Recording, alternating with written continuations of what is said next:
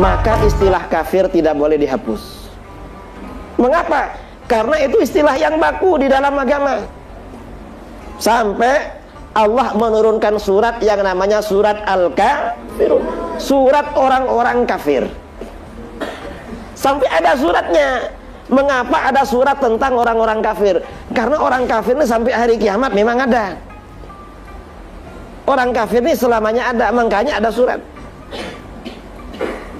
Dan surat Al-Kafirun ini, kalau kita mengkaji di dalam kitab-kitab tafsir, sababun nuzulnya, orang-orang musyrik datang menghadap Rasulullah SAW.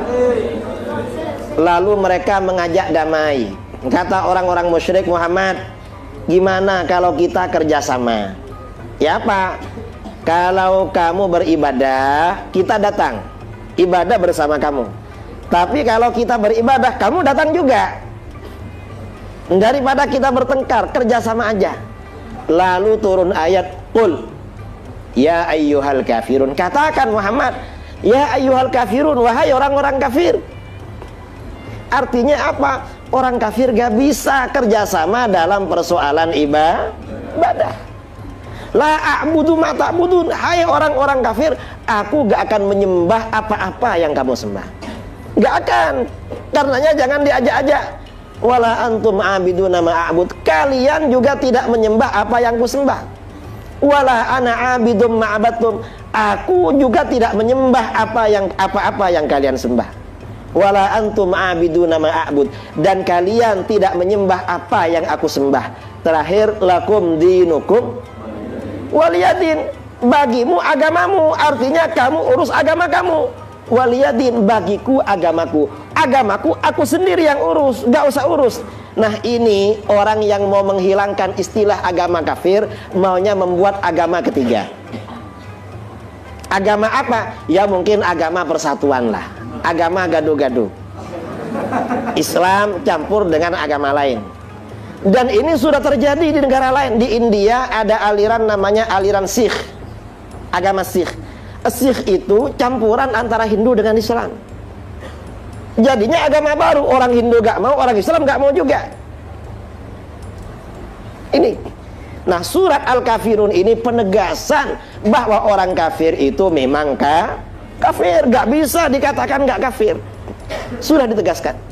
Nah karena Al-Kafirun ini menegaskan bahwa orang-orang kafir itu memang kafir, dan bahwa dalam hal ibadah gak boleh ada kerjasama, karena antara Islam dengan kafir ini beda. Maka surat Al-Kafirun ini keutamaannya luar biasa. Orang yang baca surat Al-Kafirun sama dengan membaca seperempat Al-Quran. Kalau surat Al-Ikhlas, Qul huwallahu ahad, orang yang baca Qul huwallahu ahad sama dengan membaca sepertiga Al-Quran. Karenanya dua surat ini sama-sama disebut dengan surat Ikhlas. Kalau surat Qul huwallahu ahad itu ikhlasul tauhid, memurnikan diri dalam mentauhidkan Allah. Kalau Al-Kafirun ini ikhlasul ibadah, memurnikan diri dalam beribadah kepada Allah. Karenanya disebut bara'ah minasyirki, melepaskan diri dari kesyirikan. Artinya apa?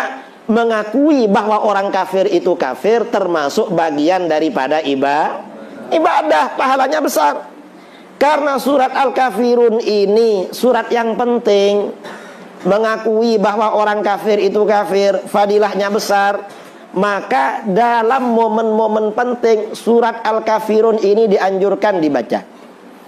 Dalam satu minggu, hari yang paling baik itu adalah hari Jumat, malam Jumat. Rasulullah SAW ketika sholat maghrib pada malam Jumat, surat yang dibaca apa?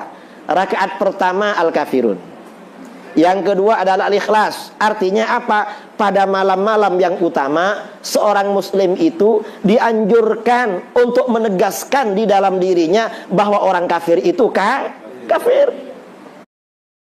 Dan juga dianjurkan untuk memurnikan tauhid kepada Allah. Ini malam Jumat.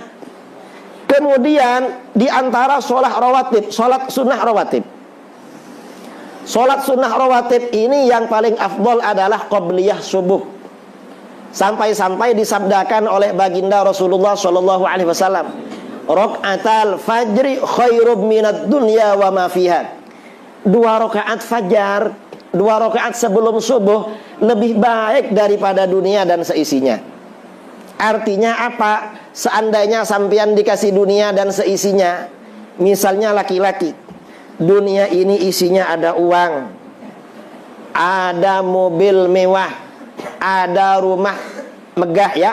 Bukan rumah mewah, karena rumah mewah itu rumah mepet sawah. Maksudnya rumah megah ya.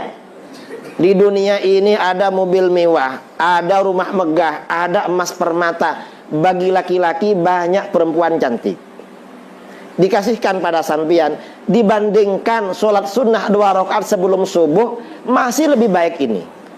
Masih lebih bagus sholat sunnah sebelum subuh, qabliyah subuh. Nah, dalam sholat sunnah qabliyah subuh ini, yang dianjurkan, surat yang dianjurkan dibaca apa? Rakaat pertama Al-Kafirun, yang kedua adalah Al-Ikhlas. Ternyata dalam sholat rawatib yang paling utama, kita ini dianjurkan untuk menanamkan dalam diri kita bahwa orang kafir itu memang kafir, bukan mukmin, bukan gak kafir. Ini jelas. Ini sholat rawatib. Lalu sholat sunnah selain rawatib. Sholat sunnah selain rawatib itu yang paling afdol apa? Sholat witir. Dari afdolnya sholat witir, Rasulullah SAW di rumah maupun dalam bepergian gak pernah meninggalkan sholat witir. Kalau yang lain ditinggalkan, tapi kalau witir gak pernah ditinggalkan. Bahkan Rasulullah bersabda sallallahu alaihi wasallam, "Al-witru haqqun." Witir ini adalah kebenaran. "Faman lam yutir falaysa minna." Siapa yang gak witir bukan termasuk golongan kami. Berdasarkan hadis ini, dan karena Rasulullah gak pernah meninggalkan, kata Imam Abu Hanifah, sholat witir itu hukumnya wajib. Kalau yang lain mengatakan gak wajib. Tapi walaupun mengatakan gak wajib, orang-orang salaf, masa sahabat dan ulama salaf, sebagian mengatakan wajib, sebagian mengatakan gak wajib. Orang dulu gak ada yang meninggalkan sholat witir. Kalau sekarang ini bukan cuma sholat witir yang ditinggal, yang wajib ditinggalkan. Sudah ada perbedaan, ada degradasi, penurunan. Nah, dalam sholat witir, surat yang dianjurkan dibaca apa? Biasanya 3 rakaat, ya. 1 rakaat juga boleh. Kalau 3 rakaat, ya minimal 3 rakaat, bukan 1. Rakaat pertama yang dianjurkan adalah sabbihis. Rakaat kedua yang dianjurkan adalah Al-Kafirun. Rakaat ketiga 3 surat. Qul huwallahu ahad, Al-Falaq, An-Nas.